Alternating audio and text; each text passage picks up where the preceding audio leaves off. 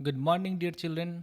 आज हम लोग डिस्कस करने वाले हैं नेशनलिज्म इन इंडिया के कुछ इम्पॉर्टेंट एमसीक्यू क्वेश्चंस, जो कि ऑलरेडी मैंने आपको क्विज़ के फॉर्म में दे रखा है। अगर कोई क्वेश्चन आपको समझ ना आए तो इस वीडियो को देख के उसका आंसर आप समझ सकते हैं। तो हमारा सबसे पहला सवाल है कि what was the primary mode of struggle suggested by Mahatma Gandhi upon his return to India. जब महात्मा गांधी इंडिया आए थे तो उनका प्राइमरी मोड ऑफ स्ट्रगल क्या था। तो ऑब्वियस सी बात है, महात्मा गांधी हमेशा नॉन वायलेंट मूवमेंट चाहते थे, राइट।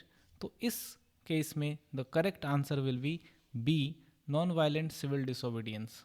वो नॉन वायलेंट मूवमेंट भी चाहते थे और ब्रिटिश को डिसोबे भी करना चाहते थे। क्यों?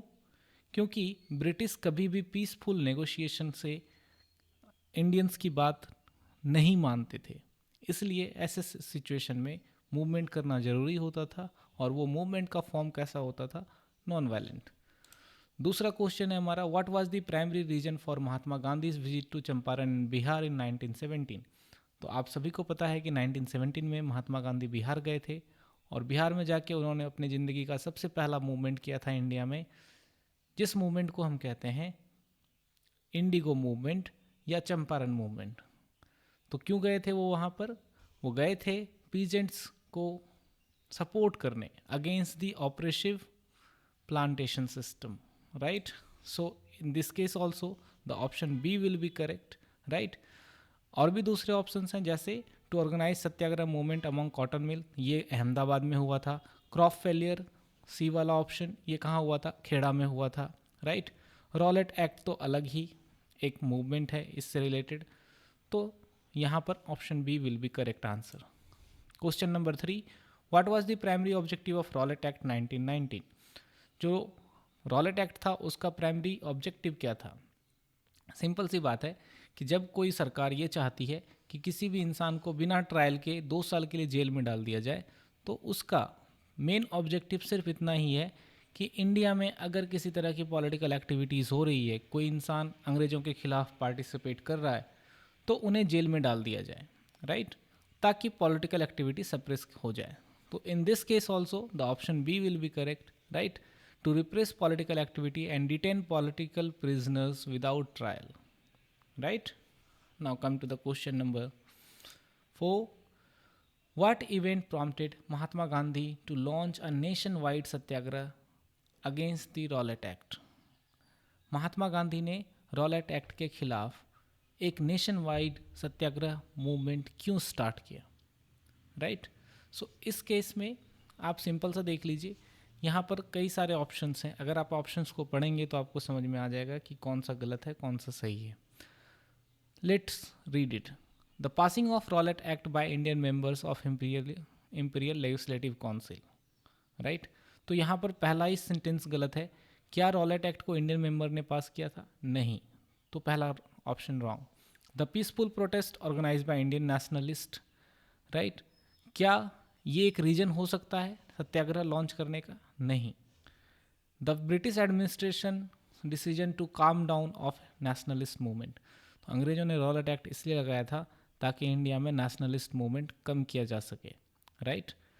तो this will be the correct answer, right. Fourth one, the arrest of local leaders and Mahatma Gandhi exclusion from Delhi. ये जो लाइन है, ये लाइन रॉलेट सत्याग्रह के बाद का है। उसका इम्पैक्ट है कि जब रॉलेट सत्याग्रह स्टार्ट हुआ उसके बाद महात्मा गांधी और दूसरे जो लीडर्स हैं उन्हें दिल्ली इंटर नहीं करने दिया गया, साथ ही साथ कई सारे लोकल लीडर्स को अरेस्ट कर लिया गया। आगे चलते हैं। Question number 5, what was the outcome of Jallianwala Bagh massacre. Jallianwala Bagh हत्याकांड जो हुई थी उसका क्या आउटकम आया, राइट। जैसे ये Rowlatt act Jallianwala Bagh massacre जब हुआ तो क्या रॉलेट एक्ट को रिपील कर लिया गया? नहीं, बिल्कुल नहीं बच्चों। ये 1922 में रिपील किया गया था। तो जलियांवाला बाग हत्याकांड होने के तुरंत बाद इसको रिपील नहीं किया गया। तो पहला ऑप्शन गलत है। जैसे ही ये जलियांवाला बाग हत्याकांड हुआ, पूरे इंडिया के लोग रोडों पर उतर आए against British, right. Wide spread violence होने लगी, पूरे कंट्री में अनरेस्ट हो गया। तो ऐसे सिचुएशन में इस क्वेश्चन का करेक्ट आंसर होगा ऑप्शन बी।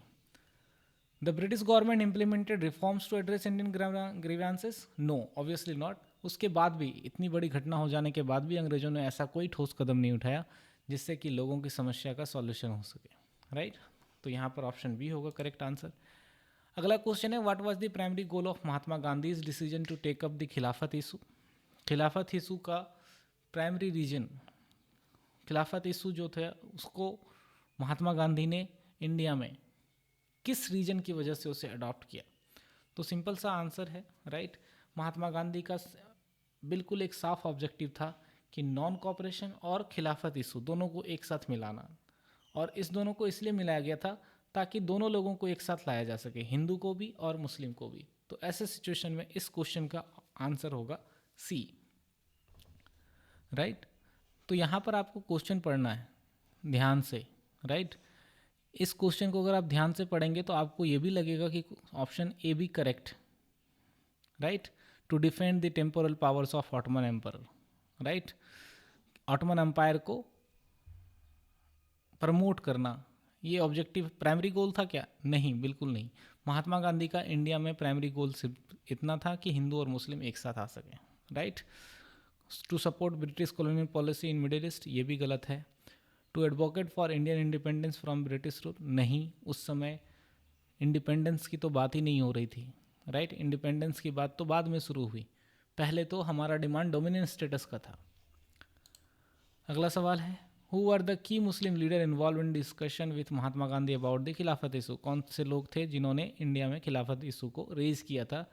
तो ये दो लीडर थे, दोनों भाई थे, Mohammed Ali and Shaukat Ali. Next question, what major decision was made by Calcutta session in Congress September 1920। Calcutta में जो सेशन हुआ था उसमें क्या डिसीजन लिया गया था? आप सभी को पता है, नॉन कॉपरेशन मूवमेंट का प्रपोजल इसी मूवमेंट में लाया गया था। तो the decision to launch non cooperation movement in support of Khilafat and Swaraj, ये करेक्ट आंसर होगा, राइट।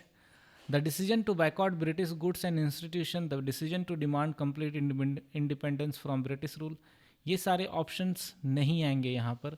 ऑप्शन बी आ सकता है, लेकिन आपको ध्यान रखना है कि चारों ऑप्शंस में से कौन सा सबसे ज़्यादा करेक्ट आंसर है, आपको वही आंसर टिक करना है। तो इन चारों में जो पहला वाला ऑप्शन है, ये इस स्टेटमेंट को, जो क्वेश्चन है, उसको मैक्सिममली सपोर्ट कर रहा है। अगला क्वेश्चन है, according to Mahatma Gandhi why did he believe British rule in India would collapse if Indian refuse to cooperate. आप सभी को पता है कि इंडिया में ब्रिटिश का नंबर बहुत कम था, और महात्मा गांधी अपने बुक हिंद स्वराज में उन्होंने लिखा था कि अगर हम चाहते हैं कि ब्रिटिश का रूल हमारे कंट्री से ख़त्म हो जाए तो इसके लिए इंडियंस को सपोर्ट करना बंद करना पड़ेगा, और इसलिए उन्होंने नॉन कॉपरेशन मूवमेंट स्टार्ट किया था। अगला सवाल, what were the propose stage of non cooperation movement outline by Mahatma Gandhi. महात्मा गांधी ने जब नॉन कॉपरेशन मूवमेंट लॉन्च किया तो उन्होंने कुछ स्टेजेस बताए थे नॉन कॉपरेशन मूवमेंट के। वो कौन से स्टेजेस थे? तो महात्मा गांधी ने 3 स्टेजेस बताए थे। सबसे पहला था कि जो गवर्नमेंट टाइटल्स हैं उसको हम क्या करेंगे, सरेंडर करेंगे। दूसरा स्टेज था कि जो फॉरेन गुड्स हैं उसको बायकॉट करेंगे, सिविल सर्विसेज, इन सारी चीज़ों को बायकॉट करेंगे। और तीसरा स्टेज था सिविल डिसोबीडियंस मूवमेंट। तो यहाँ पर अगर आप ध्यान से देखेंगे तो ऑप्शन ए करेक्ट होगा, surrender of government titles followed by boycotts of foreign goods, right. इसमें और भी पॉइंट्स ऐड हो सकते हैं, जैसे boycott of foreign goods, civil services etcetera, right. अब ऑप्शन 2 इनकरेक्ट है, क्योंकि यहाँ पर देखिए पहले बायकॉट ऑफ सिविल सर्विस बोल रहा है, फिर बाद में सरेंडर ऑफ गवर्नमेंट टाइटल्स, तो ये ऑर्डर उल्टा हो गया, राइट। उसके बाद गवर्नमेंट बिल्डिंग में लूटपाट करना, ये तो महात्मा गांधी ने कभी कहा ही था नहीं था, राइट, तो गलत हो गया।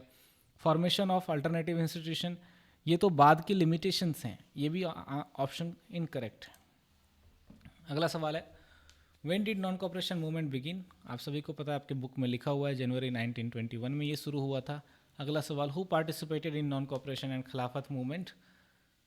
तो इसमें जो है 4 ऑप्शंस दिए हुए हैं और हर एक ऑप्शन में ओनली लिखा हुआ है। तो सिर्फ किसी एक पर्टिकुलर ग्रुप ने इस मूवमेंट में नहीं पार्टिसिपेट किया था, बल्कि सारे ग्रुप्स ने पार्टिसिपेट किया था। तो इस केस में ऑप्शन सी करेक्ट होगा, that is various social groups with different aspiration. अगला क्वेश्चन है, what were some economic impact of non cooperation movement.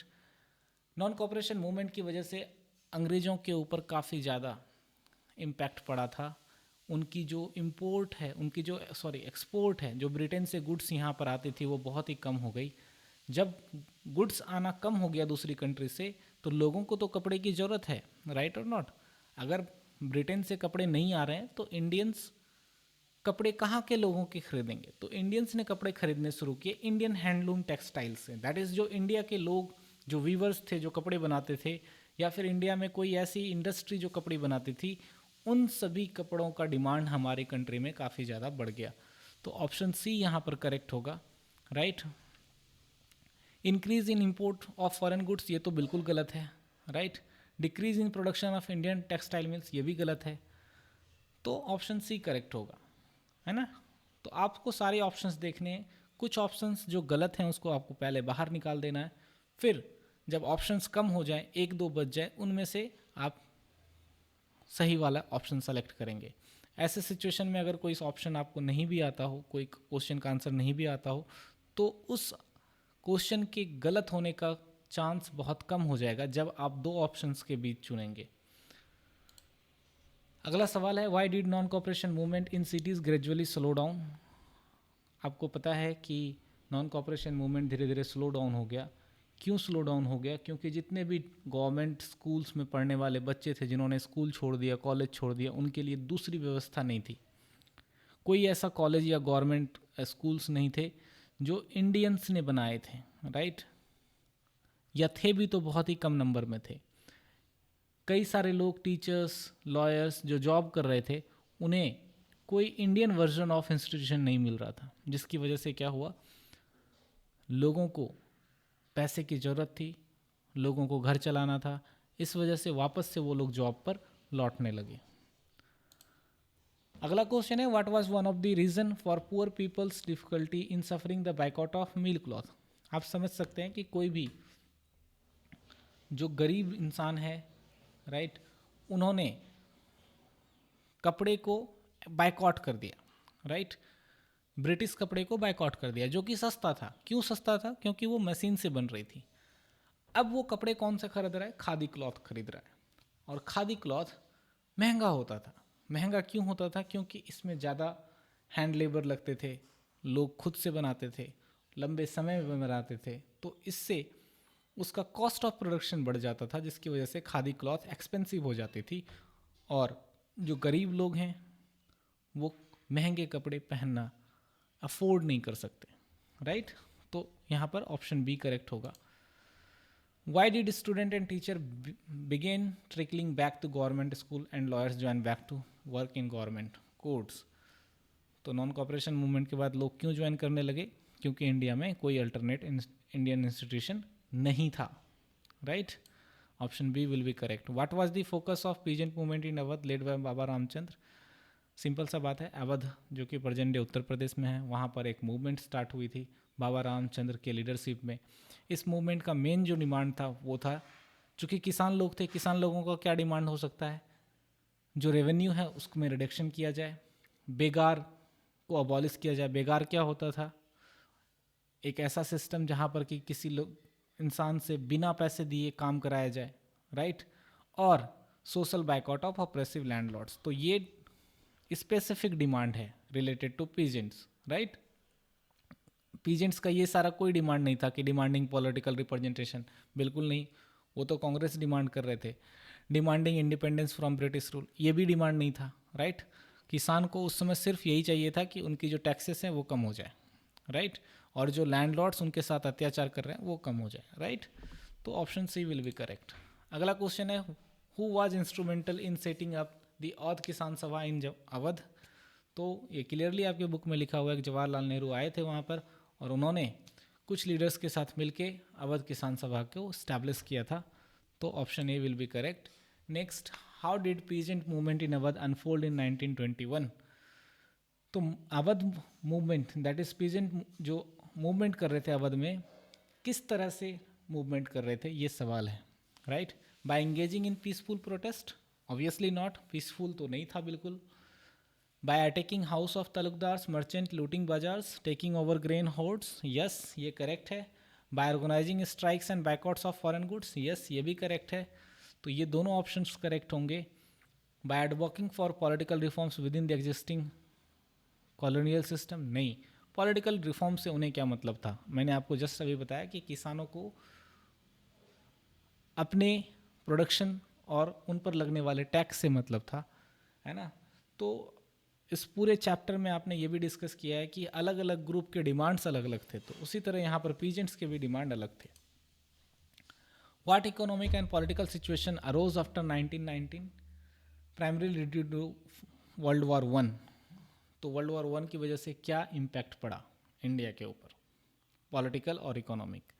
तो आपको पता है कि वर्ल्ड वॉर वन में इंडिया ने सपोर्ट किया था ब्रिटेन को, और ब्रिटिश गवर्नमेंट इंडियंस के ऊपर काफ़ी ज़्यादा टैक्स लगाया। क्यों टैक्स लगाया? ताकि उनकी जो डिफेंस एक्सपेंडिचर है, सैलरी जो वो पे कर रहे थे आर्मी को, या उनके जो वेपन्स खरीदे जा रहे थे वो इंडियंस के पैसे की वजह से, राइट, उनसे टैक्स कलेक्ट किया जा रहा था। तो यहाँ पर जो ऑप्शन होगा वो ऑप्शन सी होगा, increase in defence expenditure and taxes. So here we completed the 20 questions. I hope you enjoyed this lecture. Be prepared for your examination. Thank you. Have a nice day.